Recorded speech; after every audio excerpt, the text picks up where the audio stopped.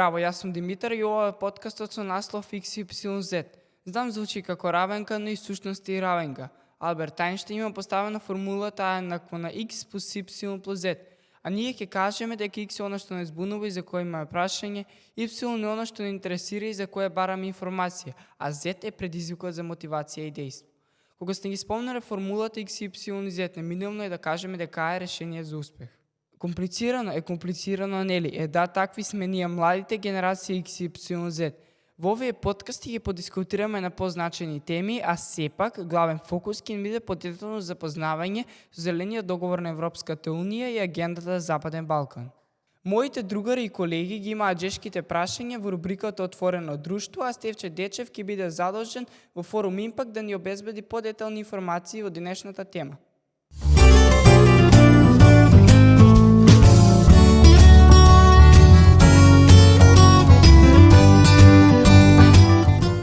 Денес во XYZ гостин е господинот Аце Коцевски, поранешен градоначелник на градот Велес во 3 мандати, пратеник и прв председател на Вардарскиот плански регион. Тема на разговор нормално ќе ни биде зачувувањето на животната средина и изградбата на зелени општини, во согласно со потребните трансформативни практики и препораки на Зелениот договор на Европската Унија.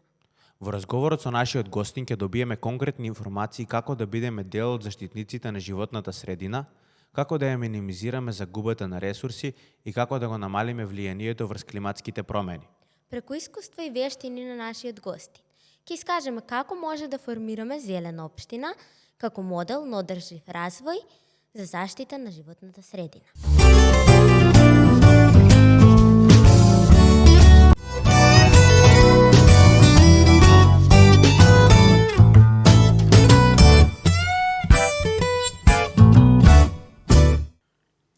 Во форум Импакт нееминовно е да го имаме господинот кој што беше еден од главните борци во зелената велешка револуција, човекот кој што во 3 мандати, нели како што спомена во најавата, беше градоначалник на град Велес, прв татко, претходно и пратеник, и имаме навистина многу теми кои што и денеска како активен и на полето во невладен сектор, во институциите. Многу прашања имам и ми е драго што ви имаме господин Коцевски денес со нас. Добре ни дојдовте во ова наше отворено студио. Како сте? Добро, најдов ви благодарам за поканата. Благодарам, добар сум. Навистина ми представа голема чест да ви имаме за соговорник денес во отворено во нашата форум Импакт рубрика, во овие подкасти што ги снимаме. Главни промотори сме на оно што значи Зелен договор на Европската Унија и агендата за Западен Балкан. Директно прашање, што мислите, има ли надеж за Велес да постане зелена општина некој пат? Дали мислите би го фатиле темпото што се предвидува до 2030 да се намалат емисиите на штетни гасови во воздухот, замената на обновливи на фосилните горива со обновливи извори на енергија, преработката на отпад? Како гледате еве сега како човек кој што има големо искуство во полето и на институциите, како градоначалник и парламентот претходно? Како мислите како држава, како град фигурираме некаде во сите тие поставености? Има ли надеж за нас?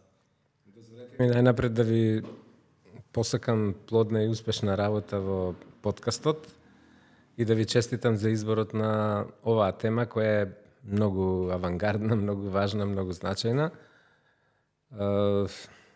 Јас порано милував да кажувам дека велешанки и велешани се граѓанки и граѓани кои имаат највисока еколошка свест и совест во Македонија и долго време ние бевме инспирација и пример за другите градови во Македонија како треба да се борат по примерот на тоа како ние се боревме против топилницата за олово и цинк. За жал, битката со топилницата се уште не е завршена, иако таа формално е одамна затворена. Постоеше опасност минатата година и на почетокот на оваа година повторно да му се случи едно такво лошо искуство на Велес со изградба на постројка која треба да ја преработува огромната количина на олово-цинковна згура. За среќа, иако на почеток не дојдоа представниците на општината и градоначалникот, под притисок на јавноста, на советниците од пред се од СДСМ и од Левица, градоначалникот се повлече и него потпиша актот за давање на интегрална еколошка дозвола, која беше последен документ што требаше инвеститорите да го добијат, и мило ми е што сето тоа така се заврши. Јас верувам дека Велес и понатаму, како што многу пати се покажало во историјата, дека бил авангарден град, на прогресивен, на вистинската страна, дека и сега има потенцијали за да биде лидер во Македонија. Меѓутоа треба добро да се планираат работите. Не треба да се биде многу паметен, треба да се следат искуствата на градовите и на државите кои се пред нас. Тие не само да се копираат и да се пренесуваат кај нас, туку да се адаптираат на нашите специфични услови, менталитети и традиција, и мислам дека резултатите нема да изостанат. Лично сега, како надворешен наблюдувач, можам да кажам дека за жал и светот има недостиг на вистински лидери, да не зборувам за Македонија, па за Велес уште повеќе.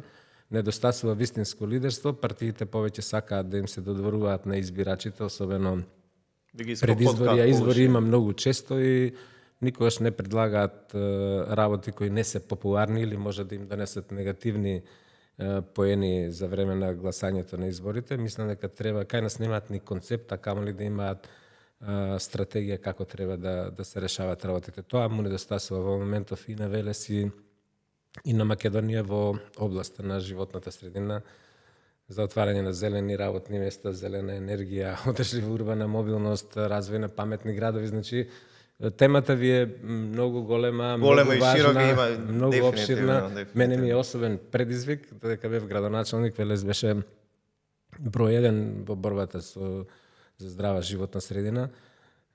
Младите нека слушнат дека ние дури поднесовме тужба против Република Македонија. Да. Не знам така се сеќавам. Дали се дури се сеќавам и дека во име на децата ви врачивме. Па не, моле ја после да ја повлекуваме тужбата, не ја повлекуваме, затоа што се повикавме на две важни одредби од уставниот поред, од уставот на тогашна Република Македонија, дека правото на здрава животна средина е темелна вредност на уставниот поредок и дека никој нема право да ја загадува животната средина. За среќа се на крајот добро се заврши. Ја спомнавте вие Зелената коалиција. Јас бев иницијатор да се основа, меѓутоа во тоа време имаше многу силен потенцијал во невладиниот сектор, посебно во областа на животната средина и здравието пред се на децата. Со таков предзнак беа дел од невладините организации кои формално заедно со општината членуваа во Зелената коалиција и ја добивме за среќа тогаш битката. Се сеќавам дека врачивме како детски парламент тогаш едно мало признание во име на децата како благодарност за она што го направивте. Среќен сум што имавме како волонтери од детскиот парламент вклучени во невладините организации, Зелената коалиција што ја водевте со невладините организации. тука голем дел од нив завршија сега во политика. Така вие се тргнавте од политиката, може би, или знаат ли денешните политичари или некои од нив да ви се јават за одреден совет, за консултација? Па понекогаш од Социјалдемократскиот сојуз или на пригостување на некои од телевизиите, инаку не, ама ме подсетувате сега на тоа време. Не беше битката едноставна, посебно беше проблематично затоа што добар дел од луѓето кои работеа во топилницата и во ХИВ се спротивставуваа на нашата битка. Тие си ги гледаа нивните работни места, беа загрижени за нивната иднина, што всушност и така, не можевме да им замериме, меѓутоа јас секогаш поаѓав во тоа дали е исправна битката и кога калкулирав со гласови, сметав на тоа дека ако изгубам 500 гласачи од гласови од вработените во ХИВ и топилница, дека ќе добијам 2000 други гласови од другите граѓанки и граѓани кои сакаат нивните деца да живеат во здрава животна средина, затоа што последиците и тогаш, а и сега се чувствуваат по здравието на луѓето заради многуте респираторни заболувања, карциномни заболувања и така натаму. И тогаш како резултат на тоа движењето на екологистите на Македонија ми го додели највисокото признание, се викаше зелено јаболко. Сега мислам дека и они не се многу активни еко прес-центар, бела еколиста, така се викаше, и некои други. На МЦМС годишната награда за развој на граѓанско општество и демократија. Беше многу важен и интересен период за Велес.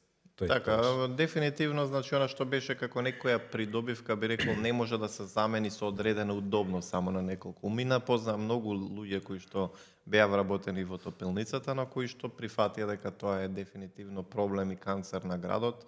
И среќен сум што тога што се обединија силите, но Прво, не беше лесно. за нивното здравје и за Штетно, нивното да. добро беше добро да се затвори, односно да се премени топилницата или да ја смени технологијата, да стави соодветни заштити, ама очигледно тоа беше невозможно и на крај Нема да ги заборавам сликите кога човек доаѓа од влезот од кај Штип, се спушта на кај Велес, Велес беше постојано потонат во некој густ чат, не се гледаше градот. Сега мислам дека е поразлична доста сега самата клима, можеби дури осеќам променето од се уште создава загадување депонијата за олово-цинковна згура, затоа што се наоѓа северно од Велес, рушата на ветрови кога дува од север кон градот, носи честички со олово-цинковна прашина. Тоа е првиот проблем. Вториот проблем што при големи атмосферски падавини, кога врне дожд, се испираат честички преку подземните води, се загадува и почвата и одат во реката Вардар.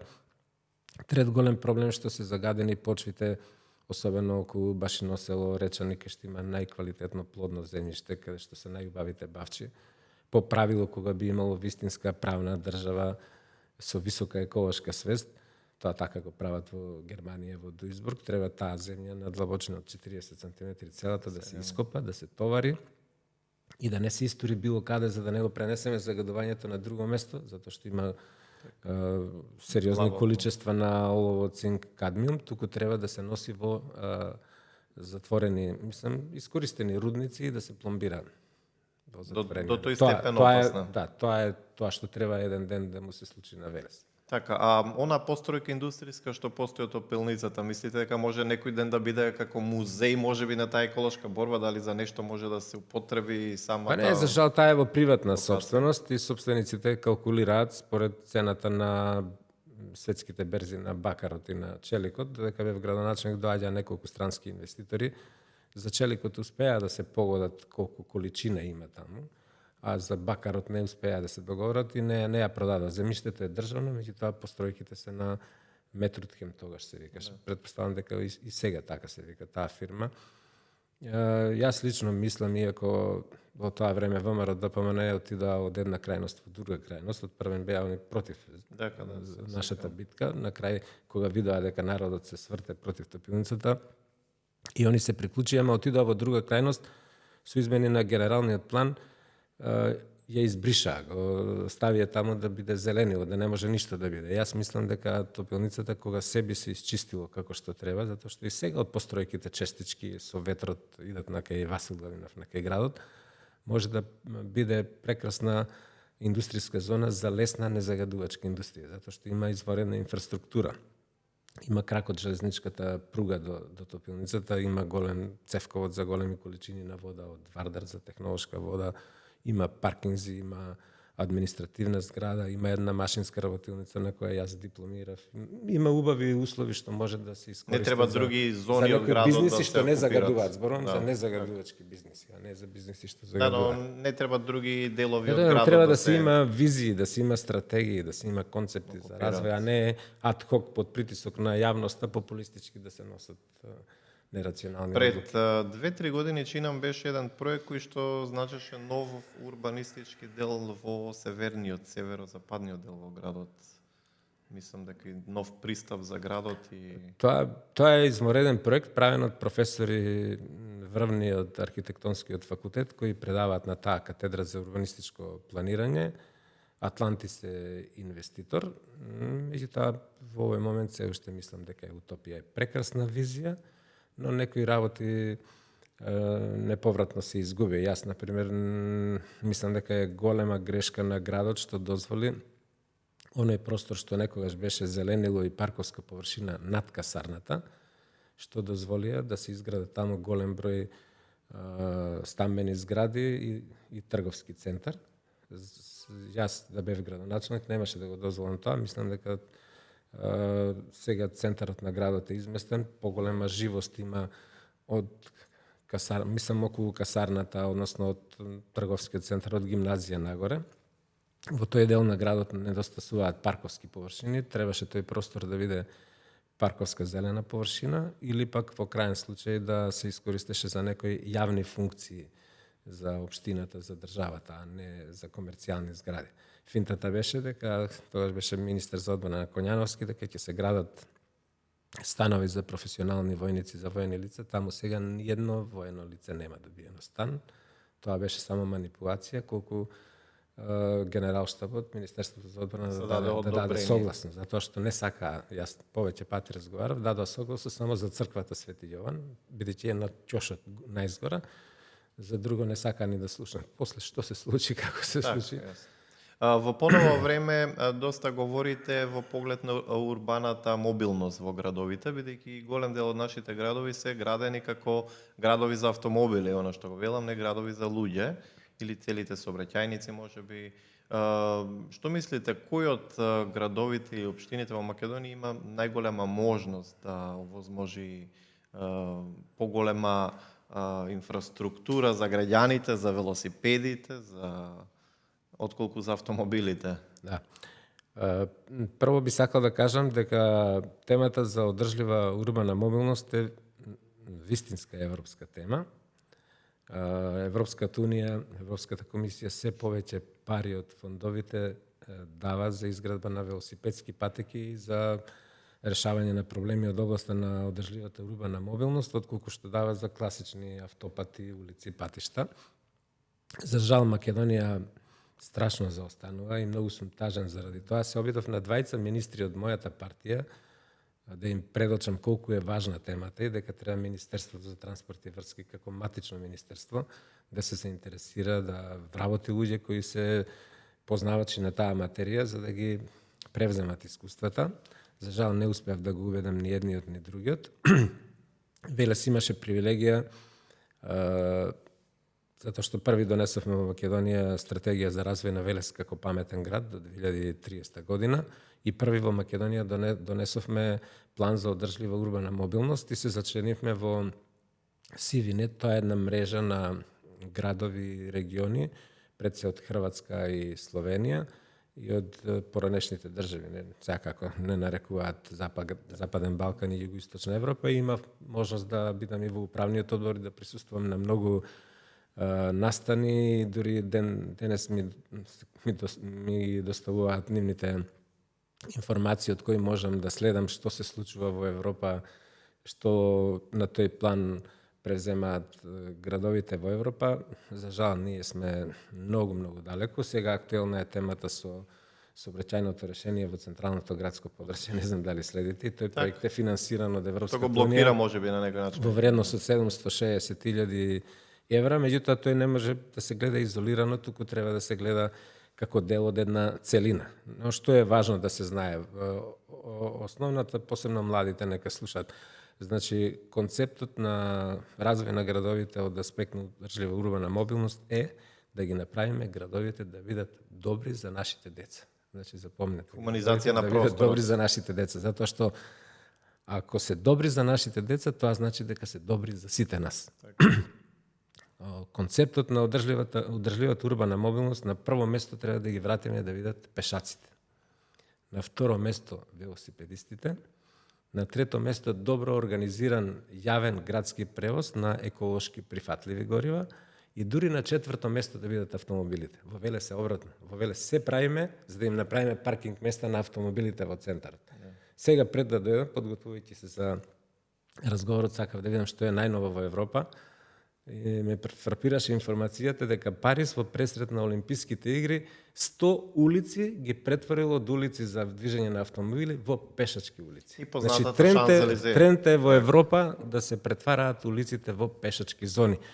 Во Париз цената на паркирање е зголемена за 3 пати, за да ги избркаат возилата од автомобилите во центрите на градовите. Меѓутоа, тоа за да успее, треба паралелно да се работи на зонско паркирање, на развој на јавниот градски превоз, да има почести и побројни автобуски линии отколку тие што ги има сега. Дури да се воведи, многу градови во Европа воведуваат целосно јавен градски превоз, тоа што го иницираше градоначалничката на Скопје, но не успеа да го реализира, за да ги привлечат луѓето да не патуваат со автомобили, да не ја загадуваат животната средина, туку да користат јавен градски превоз. Дури концептот оди сега до таму да се интегрира железничкиот со автомобилскиот сообраќај, на влезовите во градовите се прават некои као пунктови претоварни станици, например идеш од Чашка и ја оставаш колата таму кај тунелот и од тука си фаќаш градски автобус и одиш таму каде што треба.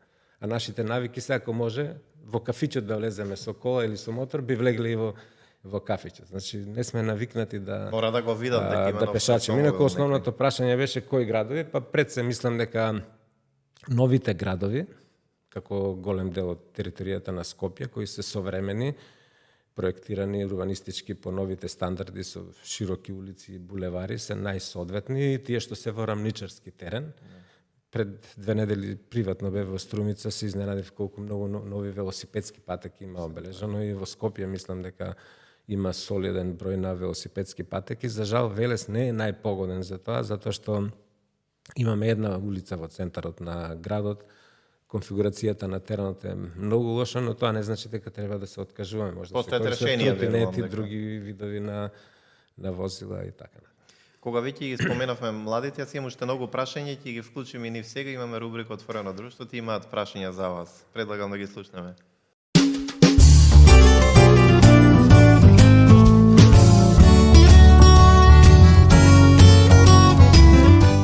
Па, со тоа што го спомнавте за пешачките зони и се, од вашето искуство како долгогодишен градоначалник, како може да се подобри квалитетот на образованието и активноста на младите во оглед на тоа што сте били поранешен председател на Сојузот на младите? Може да направите некоја паралела од активноста на младите тогаш и сега? Ме враќате многу години наназад. Значи, мојата политичка кариера започна како председател на младинската организација во Градежниот училишен центар Здравко Цветковски во Скопје, прво на градежен одсек, па на цело училиште во 4-та година, па после на факултет. Потоа бев избран за председател на младинската организација на Универзитетот Свети Кирил и Методи и од таму бев избран за секретар на младинската организација на поранешна Југославија. Знаете, во Југославија тогаш членува Словенија, Хрватска, 6 републики и 2 покрајни, што беше исклучително висока позиција и голема чест за мене и уште поголема одговорност. Тие времења беа малку поинакви. Ние сега од аспект на демократија, ако ги анализираме, тогаш Тито не беше жив, меѓутоа, нели, викаме дека немало доволно демократија, меѓутоа на ваша возраст јас одев уште во средна школа по фармерки во Трст и во Солун, без моите дома да се грижат дали нешто ќе ми се случи со возови. Тогаш имаше исклучително добро развиена железница. За жал сега, 40 години после тоа, катастрофа е железничкиот сообраќај, безбедноста не е на тоа ниво како што беше тогаш, значи имаш и предности и негативности. Во врска со прашањето за образованието, разочарува фактот што според сите истражувања и анкети, образованието во Македонија се третира дека е на многу ниско ниво и дека ние како нација најмалку знаење имаме и дека нашите ученици покажуваат на тестирањата најмалку знаење во споредба со другите. На дното сме во Европа. Тоа значи дека треба тие што се задолжени да ги водат образовните политики, па би рекол и Македонската академија на науките и уметностите, сериозно да се вклучат, затоа што со образованието не смее да се води политика. Многу често се менуваат министрите, обично министерствата им служат за подкусурување, како да се си ги распределат функциите, партиите кои ја прават коалицијата, нема континуитет, секој нов министер заговара некоја нова реформа, а последиците ги трпите вие, затоа што на крај немате знаење толку колку што треба да имате, за да можете да конкурирате рамноправно со вашите генерации од другите држави и гради. Финскиот модел е многу интересен. Јас сум за тоа да се преземаат туѓите искуства, но да не се препишуваат, туку да се адаптираат на нашите специфични потреби. Се надам дека во наредниот период тие што ќе имаат прилика да ја водат државата ќе посветат особено внимание на образованието. Образованието е една од најважните инвестиции ако сакаме Македонија да излезе од кризата и да оди напред. Иако изгледа дека троши многу пари, но тоа е најголемата инвестиција за било кое општество. Ви благодарам на одговорот. Сега следува второто прашање. Би сакала да ве прашам, минатата година беше реализиран проектот Зелена мапа, со која го направивме првиот зелен катастар, во која беа мапирани рути каде би требало да има велосипедска патека. И ваше ветување беше велосипедската патека во градот Велес. Но сакаме да ве прашаме зошто и вие и актуелниот градоначалник каква пречка имавте да не се реализира тој проект? Вака, како што ви реков пред малку, Велес е стар град со тесни улици и со стрмна конфигурација на теренот, каде што е невозможно да секаде да направите велосипедски патеки. Тоа е првиот проблем. Вториот проблем е што низ Велес поминуваат улици кои се дел од регионални патишта, кои се во надлежности на државата. И треба да има многу потесна соработка со Министерството за внатрешни работи, во чија надлежност е регулирањето на сообраќајот во градот. Например, не знам дали знаете, на улицата Благој Ѓорев по правило треба да биде забрането паркирањето на возила, па истото се однесува и на 8 септември во центар, сега отидете има од двете страни кај судот паркирање возила, од левата и од десната страна, а по правило не треба да има од ниедна страна. Доколку има разбирање и соработка со Министерството за внатрешни работи, доколку луѓето ги сменат навиките и не идат сите со автомобили во центарот. Значи, целта е да се намали бројот на автомобилите во центарот за идење до центарот на градот. Може десната лента коловозна, која сега се користи за паркирање на возила, да се направи да биде велосипедска патека. Најпросто, наједноставно, со скоро никаква инвестиција, освен да се стават чунчиња колку да се префарбаат како што е во Струмица со црвена боја, како што се префарбани. Значи, кога се сака, се може, ама треба да има разбирање и поддршка и согласност од институциите, затоа што локалната власт има одреден број надлежности, другите надлежности се во централната власт и мора да се договараат и да се поддржуваат едни со други.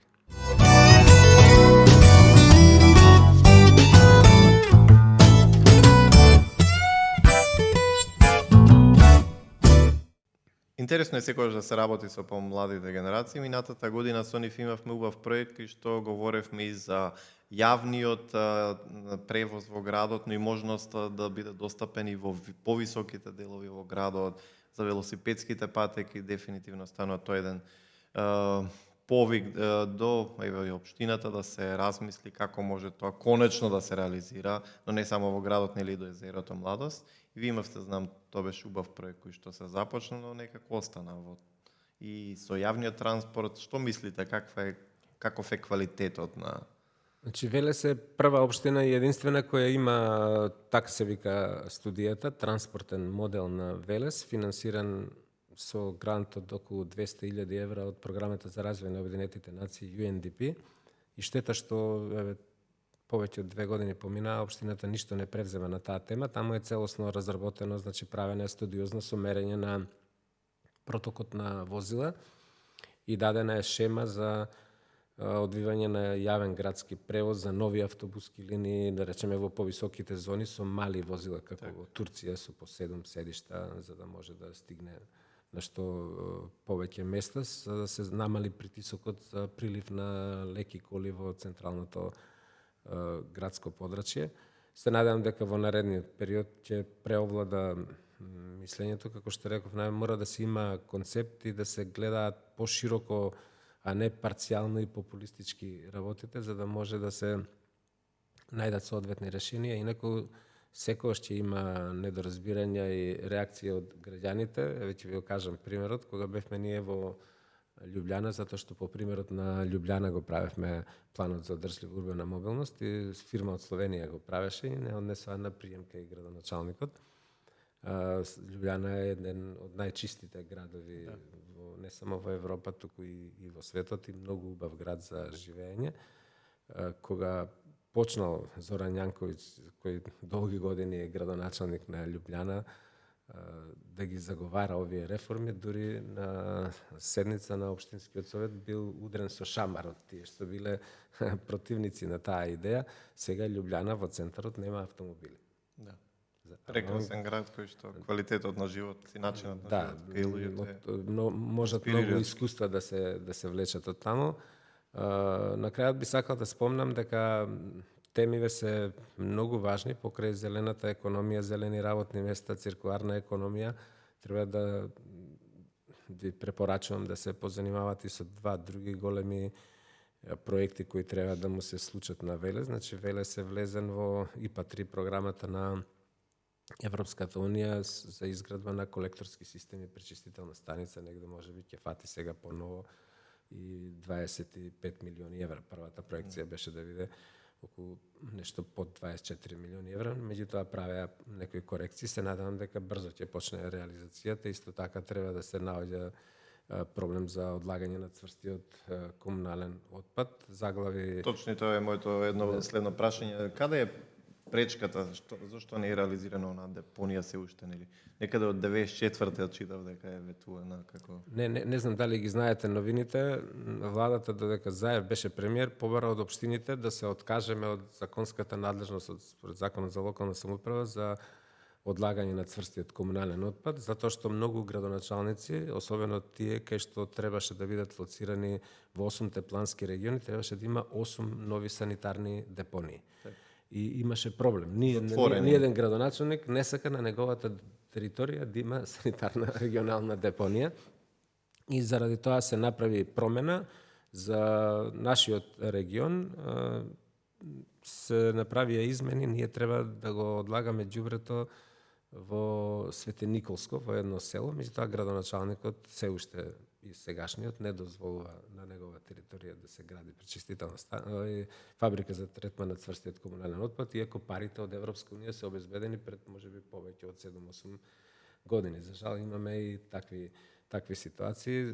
Бавно одат работите, затоа што нашата свест е на многу ниско ниво. Јас мислам дека воопшто не треба да бидат загрижени. Подобро е да имаме отпад, да се затрупаме во него. Таму е предвидена технологија која нема да ја загадува животната средина, напротив, значи ќе се преработува ѓубрето доволно оддалечено од населено место, од градот, така да нема да има никакви проблеми. Требаше тоа да биде пред повеќе години реализирано. Добро е што за бездомните куќиња е најдено решение со изградбата на стационарот во Кавадарци, финансиран пак со швајцарската агенција за развој и соработка преку владата и преку Вардарски плански регион. Едно по едно би требало да се решават работите, но добро е да држите тензија, да ги обработувате овие теми и луѓето да ги едуцираме, да станат свесни за тоа што ако сакаме да одиме во Европа и да влеземе во Европска унија до 2030 година, многу радикални промени треба да се случат и нашите навики да ги измениме за да станеме вистински европјани.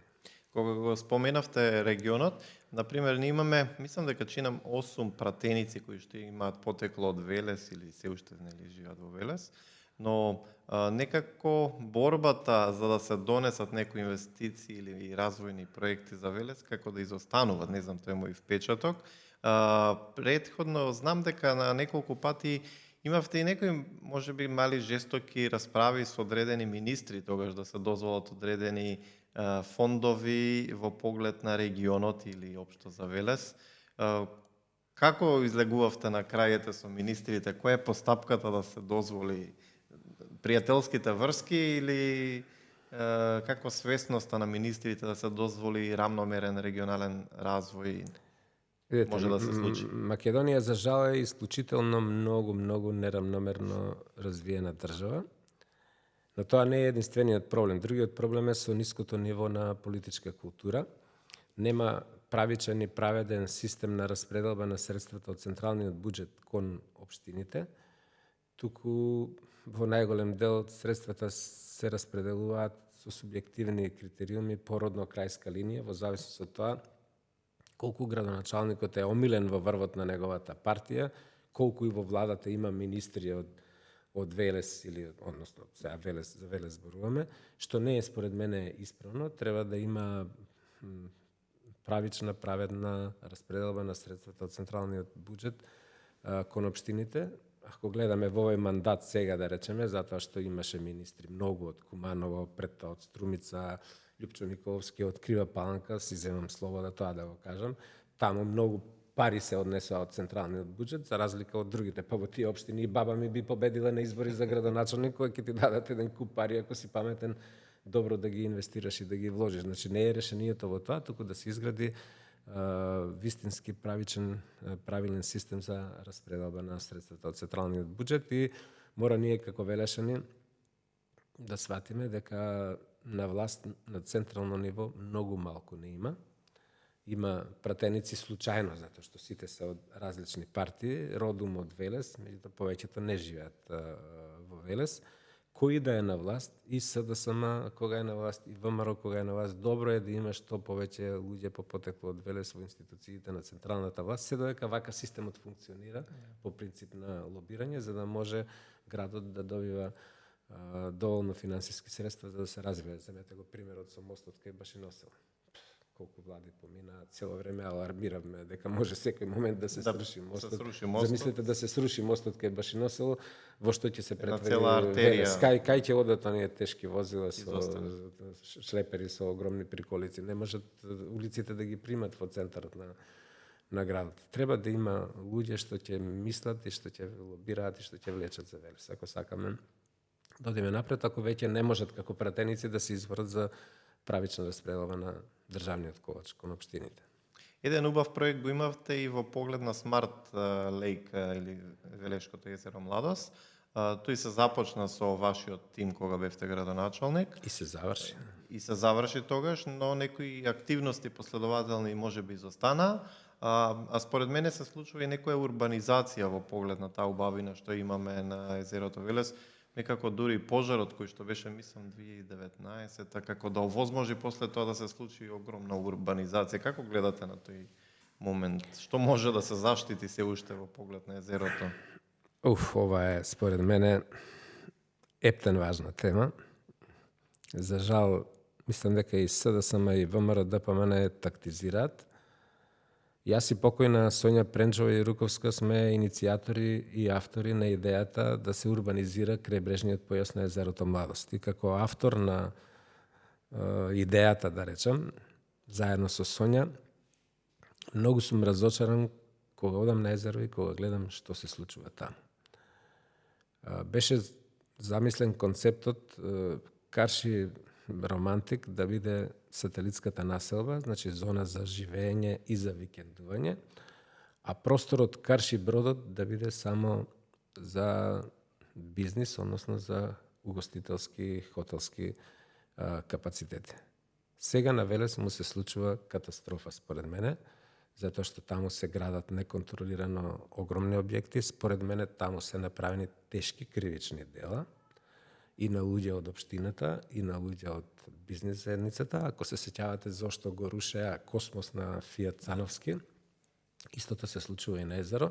Веќе се продаваат апартмани, а објектот е предвиден за станови за хотелско сместување, не е за апартмани, за станови за продавање. По деталниот план е предвидено 5 приземје плюс 3 ката. Видите објектот колку кафе, 7-8 ката има. Никој не реагира. Трансформацијата на земјиштето како направена е друга приказна.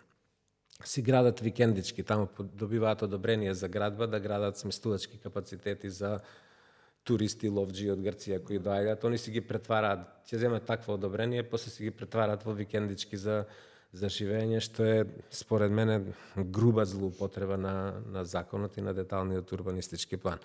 А во врска со проектот Паметно езеро Младост, тој беше милиони нешто илјади евра, финансиран од Европската Унија, беше целосно завршен. За жал на општината и требаше повеќе од 2 години да распише конкурс за да избере приватна фирма која ќе стопанисува со затворениот простор. Таму има 28 лежаи во 7 така објектчиња мали во вид на барик, нели како буриња, затоа што е дел од винскиот пат кој почнува од Тиквеш, завршува во Велес. Има 20 електрични велосипеди кои се скапуваат таму во спортската сала, веројатно веќе тие батерии што имаат таму им се расипани. Има телескоп за наблюдување на птици, многу скап, кој не е се уште ставен во функција, и многу други работи, затоа што тоа чинеше €1.000.000. И мило ми ако конечно откако ја избра фирмата тргнат работите и некој... Знам дека сега веќе се Иако фирмата што го добила подготвени работите за сега. тендерот, ако почне да стопанисува и ако тоа стане атракција за Чувствувам посетители. дека она со бурињата како туристичка атракција која што ќе биде некој момент. Не, има кој таму што и ќе амфитеатри, овозможи. може да се носат децата на интересен настава во природа, да се предизвик. случуваат. Затоа што многу не сум за масовен туризам дека треба да му се случи може би на езерото, не но е овој не е вид е замислено за точно она што му треба на езерото и дека ќе биде добра атракција како такав тел, но со жал гледамо на околу што се случува. Верувам дека може Тоа не е некогаш добро ќе што му се случува на Велес, жал ми е што никој од надлежните државни органи ништо не превзема. Да. Кога ги гледате вака со вашето искуство, буџетите, например, секоја година што се усвојуваат за општинското работење, мислите ли дека постои некоја визионерска дејност што може да донесе просперитет и развој на градот, или се копи-пейст, што се вели копирање од претходната година на проектите и имплементација иста наредната година? Не вака, значи за да ја кажеме вистината, мора да кажеме дека Македонија е исклучително многу фискално централизирана држава, една од фискално најцентрализираните држави во Европа. Општините имаат многу пари и не се во состојба да планираат големи капитални проекти, освен овие што се од донации.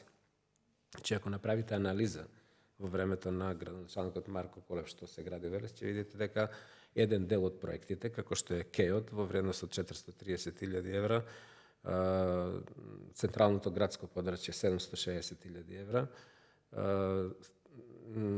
тоа што се случува таму кај киното, овој простор каде што сме овде, се средства обезбедени од претходниот мандат, кога сме конкурирале. Таму долго траат процедурите во Европската унија. Другите средства се обезбедени од владата. Значи, владата е убедливо најголем стратешки инвеститор во Велес.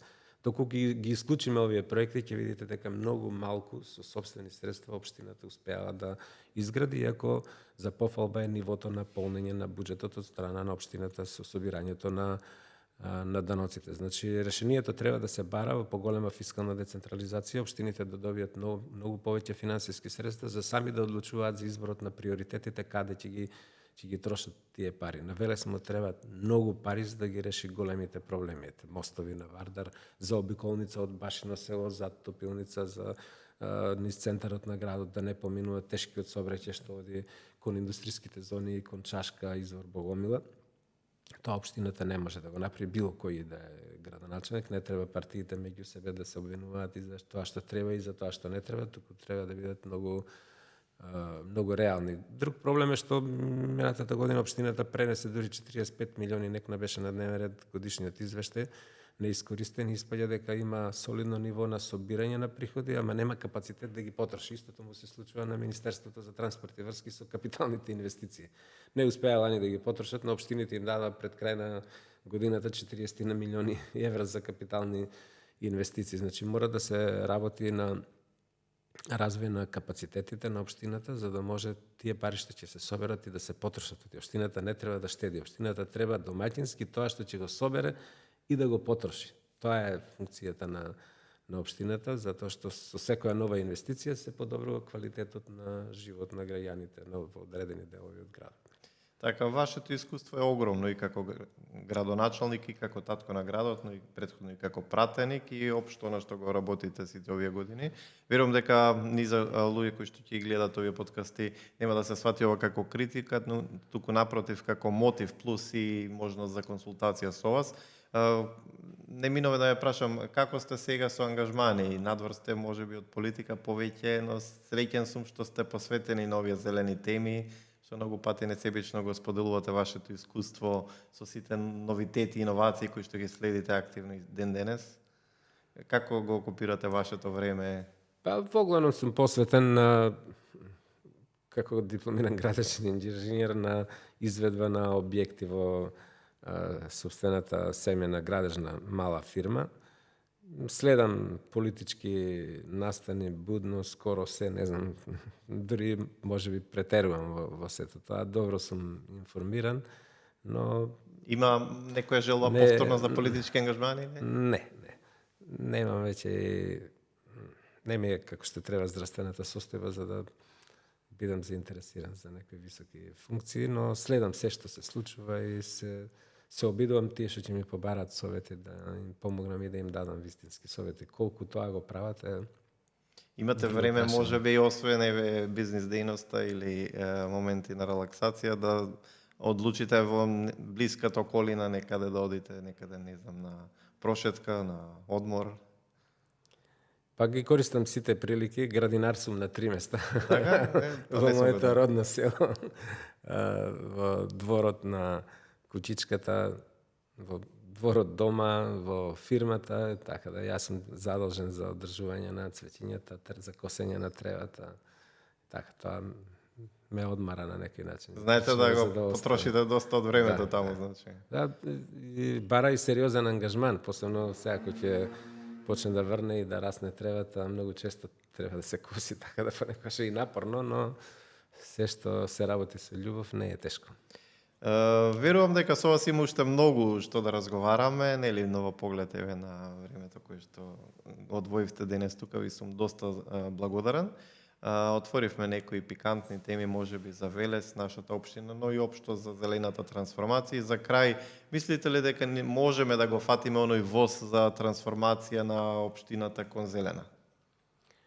Јас сум оптимист, мислам дека не само општина Велес, туку цела Македонија, дека може тоа да го направи, но многу време изгубивме и немаме време за губење. Треба што побрзо да се работи на подигнување и на еколошката свест, и на еколошката совест, и на еколошката култура, да имаме добри визии, концепти, да знаеме што сакаме и како најбрзо и најлесно да стигнеме до тоа, да ги градиме капацитетите и човечките ресурси, за да можеме што повеќе да користиме средства од фондовите на Европска Унија, кои се богати баш во оваа област, затоа што ова тема која е многу важна за Европската Унија и јас се надевам дека политичките партии кои ја водат општината и кои ја водат државата, дека ќе имаат доволно сенс, разбирање, чувство и знаење и умење сето тоа да го направат за доброто на сите граѓани. Господин Коцевски, уште еднаш благодарна за вашето гостување во овој подкаст XYZ, заедно со младите што го имаме проектот. Ви посакувам добро здравје и да се видиме повторно. Верувам дека со вашите информации, идеи имаме уште многу што да разговараме. Ви благодарам, ми беше чест и задоволство, особено со младите, зашто што ме вратија многу години наназад, кога јас бев на нивните години и низ активностите во младинската организација направив и после тоа и политичка кариера. Се надевам дека темиве што ги отворивме и некои ризични, да речем, за тоа што се случува на езерото, ќе го заголицаат некого, па и надлежните државни органи, бидејќи ќе преземат соодветни мерки, макар и под допрен глас, ако ништо. Точно, затоа се и овие подкасти, нека постојат и како плюс мотивација за сето тоа. Благодарна уште еднаш. Благодариме што бевте дел од денешното издание на подкастот XYZ. Не заборавајте да нас заследите на нашите социјални медиуми кои што можете да ги видите во одјавната шпица. До тогаш, бидете инспирирани и истражувајте.